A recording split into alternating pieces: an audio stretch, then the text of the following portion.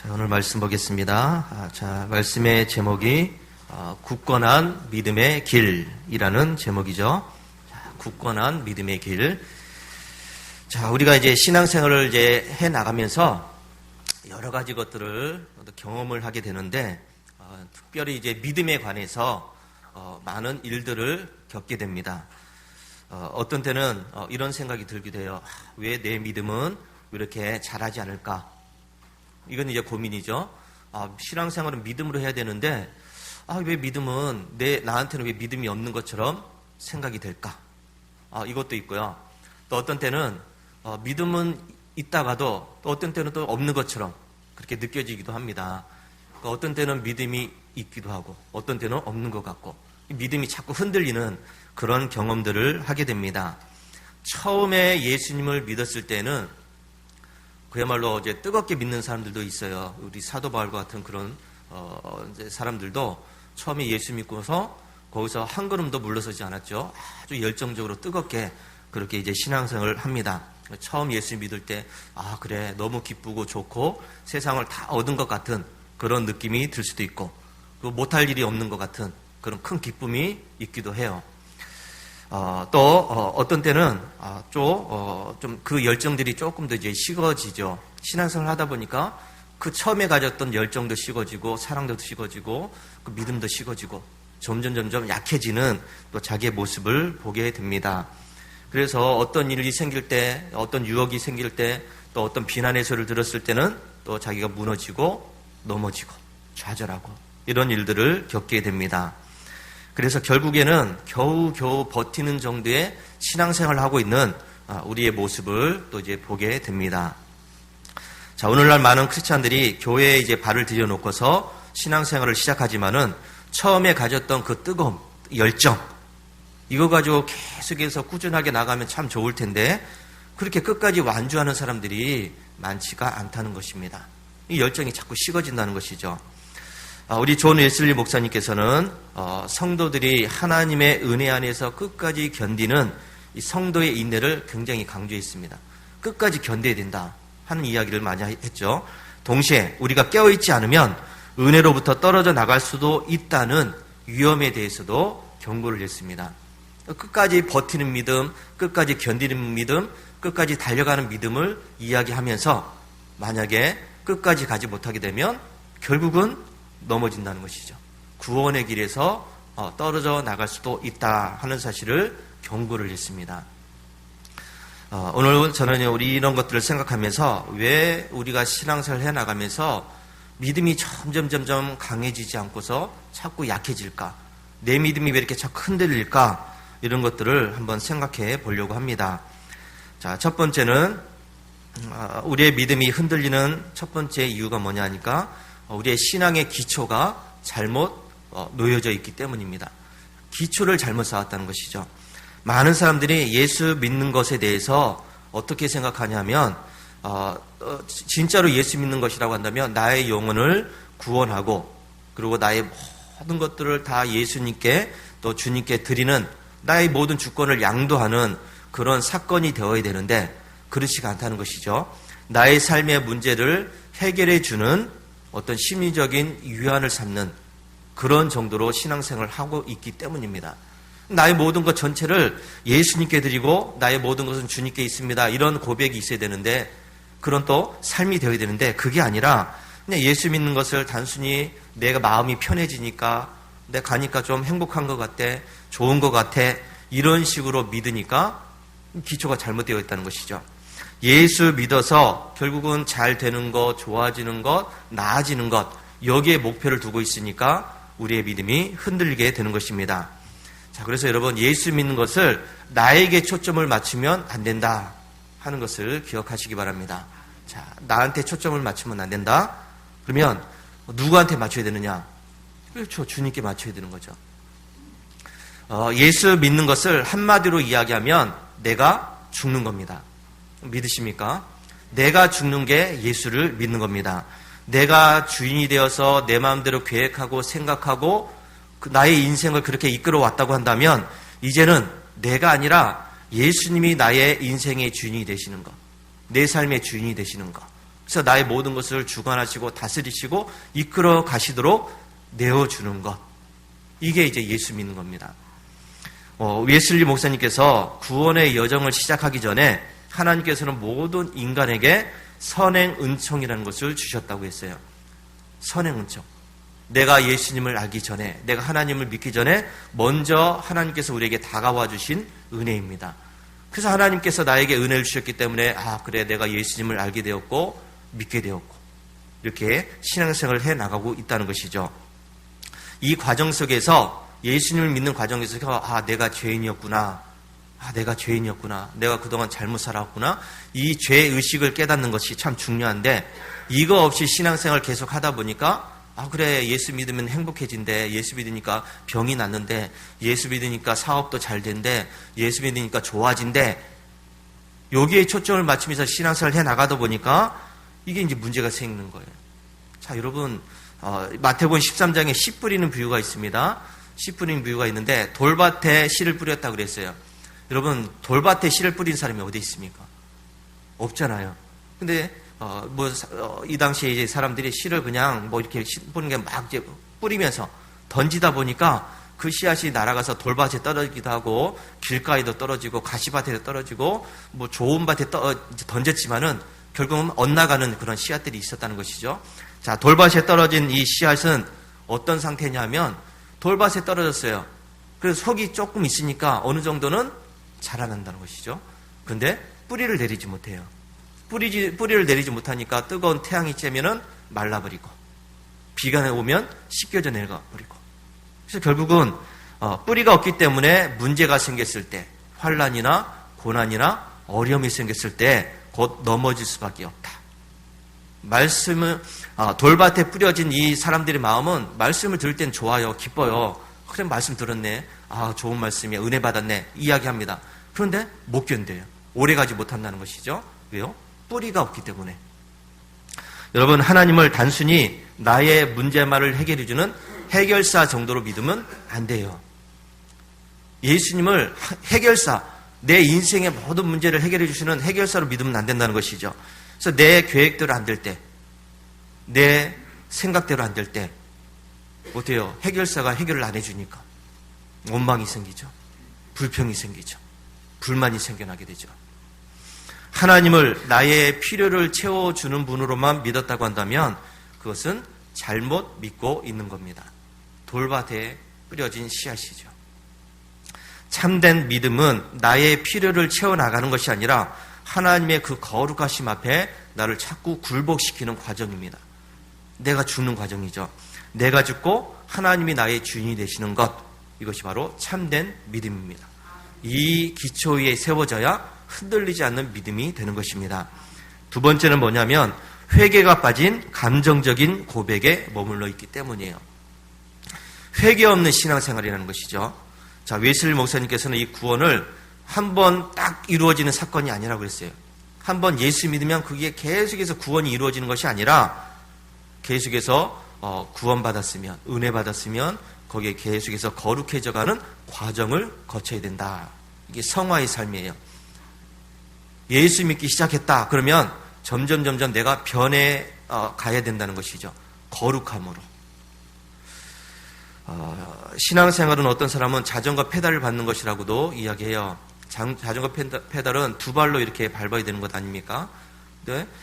페달을 밟지 않으면 곧 쓰러집니다. 넘어집니다. 중심 잡고 혼자서 그냥 그 자리에 있을 수도 있겠지만은 그것도 오래가지 못하잖아요. 페달을 밟아야 자전거는 가는 겁니다. 나는 예수 믿어. 그래, 맞아요. 믿어요. 근데 이 한 발자국만 자꾸 돌리면서 예수 믿어 이러면 안 된다는 것이죠. 반대편 발도 밟아야 돼요. 양쪽 발이. 예수 믿어 그러면 예수 믿는 그 삶, 그 살아가면서 죄와 싸워가는 그 과정이 있어야 되는 것이죠.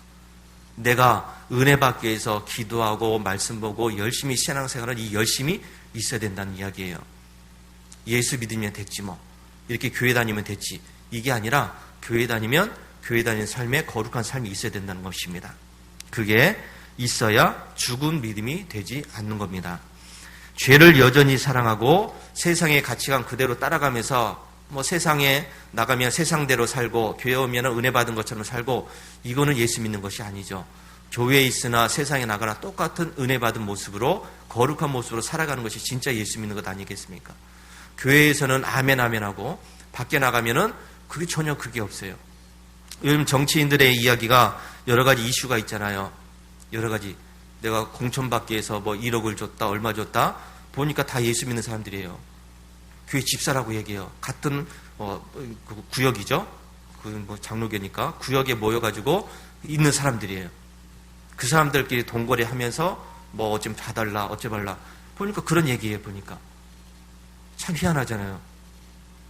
정치판에서는 동거래 해가면서 불법을 해가면서 비를 저질러가면서 그렇게 승승장구하는 것처럼 보이는데 그러면 또 그렇게 또 아멘하면서 앉아 있어요. 한참 이슈가 되고 있는 사람들의 이야기입니다. 지금 문제 있지 않습니까? 교회 밖과 교회 안이 같아야 되는데 그게 아니라는 것이죠. 교회는 교회고 나가면 나가고 정치는 정치고 이런 이제 모습이죠. 세상의 유혹 앞에 자꾸 흔들리는 것, 세상을 따라가려고 하는 이 믿음, 잘못된 믿음 아닙니까? 세상을 이기면서 세상을 다시 한번 복음으로 변화시키려는 이런 거룩함이 있어야 되는데 그게 아니라 그냥 내가 세상을 따라가는 거예요. 그대로 세상이 다 그러니까 뭐 세상 사람들이 다 그래 어쩔 수 없어 먹고 살려니까 어쩔 수 없어 이렇게 해버리면 그건 믿음이 아니죠. 회개하고 복음을 믿으라 이렇게 말씀하셨는데 참된 믿음이라고 하는 것은 날마다 자기를 부인하는 회개의 삶이 있어야 된다는 것이죠. 자기를 죽이는 삶이 있어야 된다는 것이죠. 그래야 주님을 따라가는 역동적인 삶의 변화가 나타나게 돼요. 회개 없이 변화는 없습니다. 바뀌는 것밖에 없어요. 조금 그렇게 보여지는 것밖에 없습니다. 거룩함을 향한 노력이 없는 신앙, 그리고 성화의 노력이 멈춘 신앙, 이것은 후퇴하는 것이고 그 끝은 결국은 추락하는 겁니다. 넘어지는 것입니다. 자, 세 번째, 믿음이 흔들리는 이유는 믿음의 대상을 하나님이 아니라 사람이나 분위기에 두었기 때문이에요. 우리의 믿음의 대상은 절대로 변하면 안 됩니다. 누굽니까? 그렇죠. 하나님이십니다. 내가 믿는 믿음의 대상은 하나님이에요. 주님밖에 없어요. 그런데 내가 믿는 믿음의 대상을 사람에게 두는겁니다. 분위기에 둬요. 그래서 교회 다니는 이유를 이제 들어보면 많은 사람들이 어떻게 해서 교회 나오기 시작했어요? 왜 어떻게 우리 교회를 나오게 됐어요? 이야기하는 거 들어보면 여러 가지 이유를 이야기해요. 목사님이 좋아요. 목사님 설교가 좋아요. 이 교회에 오니까 마음이 편안해지는 것 같아요. 찬양 소리가 너무 좋아요. 또 성도들이 너무 따뜻해요. 좋아요. 이렇게 이야기도 하고 또 교회 분위기가 좋아요. 교회 분위기가 너무 따뜻해요. 사랑이 많은 교회 같아요. 이렇게 이야기하는 분들이 많이 있어요. 잘못 짚은 거예요. 교회에 나온 이유가 사람이 좋아서 분위기가 좋아서 뭐 사랑이 많아서 이렇게 시작을 하게 되면 이게 무너지는 신앙입니다. 잘못 출발을 했다는 것이죠. 물론 교회 구성원이 좋고 공동체의 분위기가 좋아져야 되는 것은 맞아요. 그 분위기에 이끌려서 사람이 좋아서 나와야 되는 것은 맞습니다. 그런데 여러분 사람은 언제든지 변한다는 것이죠. 사람은 실수하게 하고 넘어집니다. 시간이 지나면서 좋았던 그 사람들이 결국에는 실망을 할 수밖에 없다는 일이 벌어져요. 언제까지 좋아질 수는 없다는 것이죠. 존경하던 지도자도 넘어집니다. 사랑했던 교우에게 또 상처를 입기도 해요. 이런 일이 있을 때 여러분 나의 신앙까지 흔들리고 무너진다고 한다면 그것이 곧 하나님을 믿은 것이 아니라 사람을 보고 믿었다는 것이죠. 교회 분위기를 보고서 믿었다는 것입니다. 잘못 믿고 있다는 것이죠. 웨슬리 목사님은 이 성경을 모든 신앙생활의 표준으로 여기라고 그랬어요. 결국 우리가 믿어야 될 것은 하나님의 말씀, 예수님의 말씀, 그 성경 아니겠습니까? 성경이 표준이 돼야 되는데 그게 아니라 사람을 보고 사람을 따르고 분위기를 따르고 그러다 보면 그 믿음은 자라지 않습니다. 고린도전서 2장 5절에 너희 믿음이 사람의 지혜에 있지 않냐고 다만 하나님의 능력에 있게 하라 그랬습니다. 사람의 지혜에 있지 않게 하라. 너희 믿음이 사람을 따라가지 말라는 얘기 아닙니까? 하나님의 능력에 두라고 했습니다. 여러분 사람을 보면 실망합니다. 찬양도 있지 않습니까? 사람을 보면 뭐 이런 찬양이 있잖아요. 사람을 보면 분명히 실망하게 되어 있습니다. 근데 말씀을 보면 거기에 소망이 생긴다는 것을 믿으시기 바랍니다. 우리의 그래 믿음의 시선을 사람이 아니라 영원히 변치 않는 그 하나님, 성경에 두어야 된다. 하나님의 말씀에 두어야 된다는 것을 기억해야 됩니다. 그래야 나의 믿음이 흔들리지 않는 믿음이 되는 것입니다. 자, 네 번째, 우리의 믿음이 흔들리는 것은 고난에 대한 신학적인 어떤 신앙적인 준비가 되어 있지 않기 때문이에요. 고난에 대해서 우리는 별로 생각을 하지 않습니다. 많은 성도님들이 예수 믿으면 말 그대로 잘 된다, 좋아진다, 형통해진다, 건강해진다 이렇게 이제 믿습니다. 참 믿는 것은 좋아요. 예수 믿으면 안 되던 사업도 잘 돼, 아프던 몸도 건강해져, 또 어려워졌던 그런 것도 잘 돼. 그렇게 믿는 거 참 좋습니다. 그런데 성경은 다르게 이야기해요. 경건하게 살고자 하는 자는 박해를 받으리라. 디모데후서 3장 12절.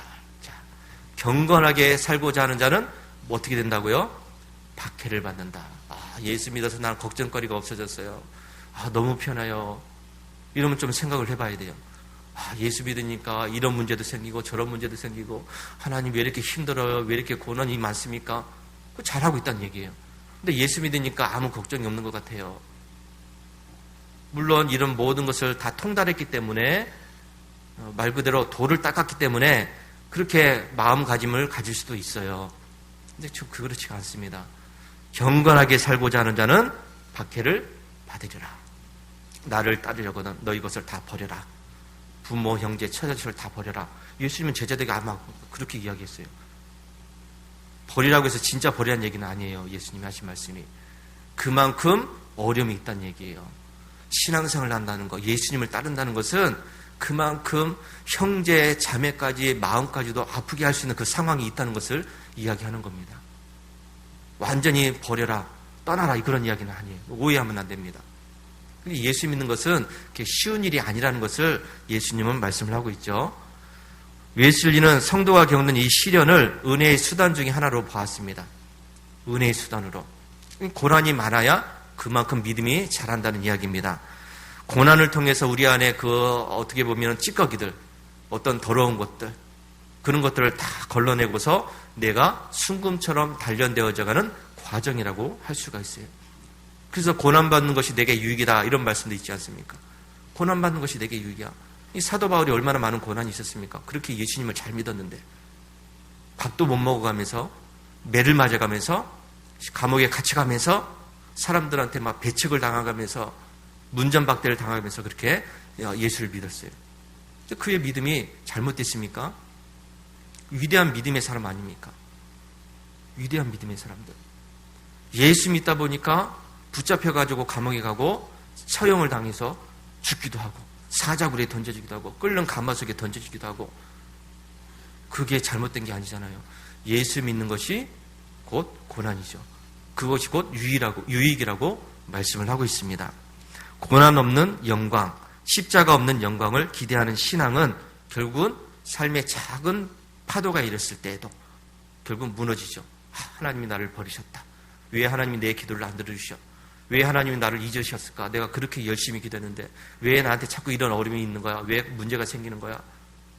이러면서 무너질 수밖에 없습니다. 여러분, 이 고난이라고 하는 것은 하나님이 없다는 증거가 아니라 하나님이 있다는 얘기 아닙니까? 하나님이 계시다는 이야기예요. 오히려 우리는 더 깊은 은혜의 시간으로 세계로 초청하는 하나님의 손길이라는 것을 잊지 마시기 바랍니다. 자, 이렇게 고난 속에서 문제가 생겼을 때 더 하나님을 바라볼 수 있기 때문에 그것이 곧 나에게 은혜가 되는 것입니다. 믿음이 흔들리는 이유 이렇게 네 가지를 살펴봤는데, 자, 그렇다면 이렇게 흔들리는 세상, 정말로 흔들린 믿음 속에서 어떻게 흔들리지 않고서 내 믿음을 굳건하게 지켜나갈 수 있을까? 이거는 이제 세 가지를 말씀드립니다. 첫 번째는 은혜의 수단을 여러분 철저하게 지켜야 됩니다. 우리의 믿음이 자라고 어려움을 이길 수 있는 힘이 어디에 있느냐? 다른 사람들이 와서 따뜻하게 안아주고 위로의 말을 전해주고 이렇게 해야 내가 견딜 수 있느냐? 그건 아니에요, 여러분. 그거는 바뀔 수 있습니다. 하나님의 어떤 어려움이 있을 때, 힘든 일이 있을 때 우리가 그 어려움을 이겨낼 수 있는 힘이 어디에서부터 나오느냐? 다른 게 아니에요, 여러분. 웨슬리 목사님이 은혜의 수단을 아까 이제 이야기했었는데, 이 은혜의 수단이 굉장히 중요해요. 은혜의 수단이 뭡니까? 내가 은혜 받을 수 있는 도구들이에요. 그게 뭡니까? 개인적으로는 기도해야 돼요.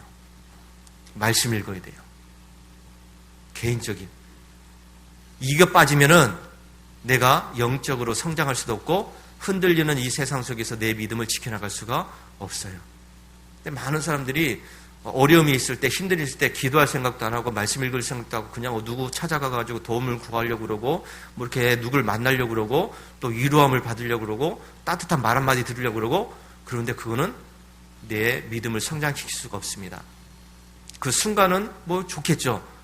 근데 내가 더욱더 굳센 믿음으로 세워질 수 있는 것은 다른 게 아니에요. 기도해야 되고요. 말씀을 읽어야 돼요. 이게 우리에게 강한 힘을 주는 겁니다. 호흡, 기도는 호흡이라고 하지 않았습니까? 숨을 쉬어야 우리가 살 수 있듯이 기도해야 내가 어려움에서 이겨낼 수가 있습니다. 하나님의 말씀을 통해서 내가 새 생명, 새 힘을 얻을 수가 있다는 것이죠. 그러니까 여러분, 내가 평상시에 열심히 기도하고 또 말씀 읽는 사람들은 믿음이 자랄 수밖에 없어요. 힘을 얻을 수가 있고 문제가 생겨도 곧 이겨낼 수가 있습니다. 근데 이게 준비가 되지 않으면 계속 무너질 수밖에 없어요. 기도하고 싶은 생각도 없어지고 말씀 읽을 생각도 없어지고 막 그렇습니다. 어려움이 생기면 더 기도해야 되는데 하는 얘기들이 그래요. 어려움이 있으니까 무슨 기도해요. 막 기도할 생각도 안 들어요. 막 이렇게 힘든데 무슨 기도해요. 이렇게 힘든데 무슨 말씀이에요. 그렇게 이야기해요. 잘못 잡은 거죠. 기도해야 됩니다. 말씀 읽어야 돼요. 그래야 이 영적인 어려움에서 이겨낼 수가 있습니다. 그리고 이제 공동체적 수단이 있습니다. 개인적인 이런 수단도 있지만 공동체적으로 해야 될 것은 예배예요. 그리고 성찬도 있고요. 그리고 성도들이 한마음이 돼서 교제하는 것도 있습니다. 이게 우리를 더 믿음으로 굳세게 하는 방법이라고 이야기했습니다. 혼자서 열심히 한다. 좋죠. 혼자서 열심히 해야 돼요. 그런데 공동체를 배제한 혼자의 열심은 금방 꺼지는 장작불이에요. 혼자서 장작불 열심히 태워봤자 그게 얼마나 가겠습니까? 장작불이 모여가지고 나무들이 모여서 거기에 불이 붙어야 더 훨훨 잘 타지 않겠습니까? 그러니까 신앙생활은 개인적인 면도 있지만은 공동체적으로 해야 된다는 것이에요. 근데 많은 성도들이 나 싫어요. 나 혼자 열심히 하면 되지. 이렇게 또 생각을 하기도 해요. 근데 그거는 반만 신앙생활을 하는 겁니다. 개인적인 신앙생활도 있어야 되지만은 공동체가 어울려서 해야 된다는 것이죠. 근데 내가 힘들 때 기도해달라고 부탁을 하기도 하고, 다른 사람이 어려움이 있을 때 같이 기도하고자 하는 그 마음도 생기는 것이고, 공동체가 움직이는 것입니다. 그래서 교회가 중요한 거예요. 내 믿음이 흔들린다고 한다면 우리는 지금 내가 이 은혜의 통로들을 무시하고 있는 것이다. 내가 이것을 활용하지 못하고 있는 것이다 하는 것을 깨닫게 되기를 바랍니다. 두 번째, 우리가 더욱더 성장하기 위해서는 거룩한 떨림으로 날마다 자기 자신을 점검해야 됩니다. 빌립보서 2장 12절 말씀에 두렵고 떨림으로 너희 구원을 이루라 라고 말씀합니다. 두렵고 떨리는 마음으로 너희 구원을 이루라. 이것은 내가 구원을 잃어버릴까 봐 늘 불안해하고 공포에 쌓여있으라는 얘기는 아니에요. 나 같은 죄인에게 주신 그 구원의 은혜가 너무나 크기 때문에 그 은혜를 헛되이 여기지 말라는, 그래서 늘 거룩한 긴장감을 가지라는 이야기예요. 편안하게 그냥 아무 생각 없이 있는 것이 아니라 조심하라는 얘기죠. 혹시나 하는 마음에 긴장감을 갖고 신앙생활하는 그 이야기입니다. 그래서 웨슬리 목사님은 매일 밤 자기에게 이런 질문을 했다고 그래요. 자, 오늘 나는 하나님의 사랑 안에 거했는가? 라면서 질문을 했다고 그래요. 내가 오늘 하나님의 사랑에 거했는가? 또 하나는 나의 말과 행동들이 예수님을 닮아갔는가? 이거를 매일 밤 점검을 했다고 그래요. 자기 신앙을 점검했다는 이야기죠. 이 거룩한 자기 점검이 있을 때 우리는 세상의 유혹에 흔들리지 않고 거룩한 성화의 길을 갈 수 있다는 것을 기억하시기 바랍니다. 안심하지만은 방심하지 않는 신앙생활, 확신하지만은 교만하지 않는 신앙생활이 우리에게 필요하다는 것 기억하시기 바랍니다. 자, 세 번째, 성령의 증거와 하나님의 신실하심을 우리가 신뢰해야 됩니다. 나의 의지가 아니라 나를 붙드시는 하나님의 그 신실하심을 우리는 기억해야 돼요.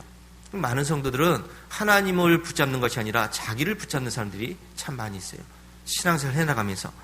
웨슬리 목사님께서 이렇게 이야기합니다. 성령께서는 우리의 영과 더불어 우리가 하나님의 자녀인 것을 증거하신다 한 사실을 확실하게 믿었어요. 그 자기의 신앙생활은 내 힘으로 하는 것이 아니라 성령의 역사와 성령의 힘으로 한다는 것을 늘 믿었다는 것이죠. 그러니까 성령이 없으면 나는 아무것도 아닙니다. 성령께서 힘을 주시지 않으면 나는 아무것도 할 수 없습니다. 늘 이런 마음이 있었다는 거예요. 그런데 많은 성도들은 아니요. 성령 없이 신앙생활을 하고 있습니다. 성령 없이 찬송하고 성령 없이 기도하고 성령 없이 또 말씀 보고 성령 없이 신앙생활을 하고 성령 없이 뭘 하다 보니까 결국은 자기밖에 없는 거예요. 자기밖에. 내가 하니까 누가 박수 쳐주면 좋아하고 누가 뭐라 그러면 기분 나빠지고 성령 없이 하는 거예요. 성령 없이 하니까 찬송을 해도 다른 사람이 들을 때는 시끄러울 수밖에 없어요. 그러니까 성령 없이 하면 그래요. 근데 성령이 함께하는 그 찬송은 내 목소리가 말 그대로 시원찮아도 듣는 사람에게 은혜가 된다는 것을 잊지 마시기 바랍니다. 중요한 것은 내가 잘하느냐 이게 아니에요. 내 목소리가 좋으냐 이게 아니라 내가 성령님과 함께 찬양을 하고 있느냐, 내가 성령님과 함께 기도하고 있느냐, 이게 중요하다는 것이죠. 성령께서 함께 하시면 모든 것이 은혜예요. 넘어져도 은혜고 자빠져도 은혜 아닙니까? 근데 성령 없이 하다 보니까 내가 넘어지면 내가 아프죠. 누가 여기에다 이거 갖다 놔서 뭐라 하게 되고요. 그러니까 우리에게 필요한 것은 성령님이 함께 하시는 귀한 삶이라는 것을 잊지 마시기 바랍니다. 그래서 성령 없이 하는 신앙생활은 어떻게 구분을 할 수 있느냐? 내가 감정에 따라서 신앙생활을 하고 있느냐를 따지면 돼요. 내 기분에 따라서 내 신앙생활이 달라진다고 한다면 이건 성령 없이 하는 거예요. 기분이 좋으니까 뭐 이렇게 잘해요. 기분이 좋으니까 기분이 좋으니까 막 이것도 갖다 주고 저것도 갖다 주고 막 다정하게 말 한마디 하고 오셨어요 어째요 하면서 막 이렇게 친절하게 하고 기분이 나쁘니까 막 소 닭보시 하고 막 째려보긴 하고 있고 이 감정에 따라서 신앙생활을 한다는 이야기예요. 감정에 따라서. 근데 성령께서 함께 하시는 생활은 내 감정이 없어지는 겁니다. 내 기분에 따라서 신앙생활하는 것이 아니에요. 기분 좋으니까 와가지고 막 이렇게 안아주고 착하게 하고 뭐 친절하게 하고 그게 아니라는 것이죠. 감정은 바뀌어요. 어쩔 수 없잖아요. 사람은 감정인데 감정에 우리는 늘 바뀝니다. 기분이 좋을 수도 있고 나쁠 수도 있어요. 업됐다가 또 다운될 수도 있습니다. 어느 날은 충만한 것 같다가 어떨 때는 아무것도 없는 것처럼 느껴질 수도 있습니다. 근데 우리의 구원은 내 변덕스러운 감정에 따라 있는 것이 아니라 하나님의 신실하신 약속이 있다는 것을 잊지 마시기 바랍니다. 내가 너희를 결코 떠나지 않겠다. 내가 너희를 버리지 않겠다. 이 약속의 말씀이 우리에게 필요하다는 것이죠. 내가 하나님을 붙들고 있는 힘보다는 하나님이 나를 붙들고 계신 힘이 더 크고 강하다는 사실을 잊지 마시기 바랍니다. 하나님이 나를 붙들어 주셔야 돼요. 내가 붙잡으려고 애를 쓰는 것이 아니라 하나님이 내 손을 붙잡도록 해야 된다는 것이죠. 그래야 우리가 평안한 삶이 되는 겁니다. 세상은 더 앞으로 힘들어지죠. 지금도 이제 힘든 시대가 되었어요. 가치관은 이제 혼란스러워지죠. 믿는 자들 향한 유혹과 핍박은 더욱더 거세집니다. 지금 정치적으로도 어려움을 당하고 있습니다. 우리가 우리 동성애법이 지금 발의되고 또 교회를 폐쇄시킨다는 법도 지금 만들어 놓고 지금 세상이 그렇게 이제 흔들려가고 있어요. 교회에서 정치 종교 분리된다 하면서 막 지금 교회를 못 잡아서 지금 안달이죠. 이 세상이 더 힘들어졌습니다.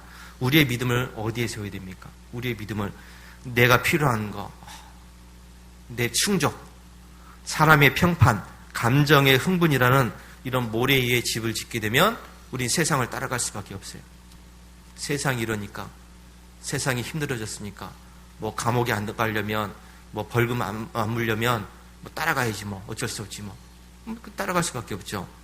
그런 것은 결국은 비가 내리고 창수가 나면 무너진다고 했습니다.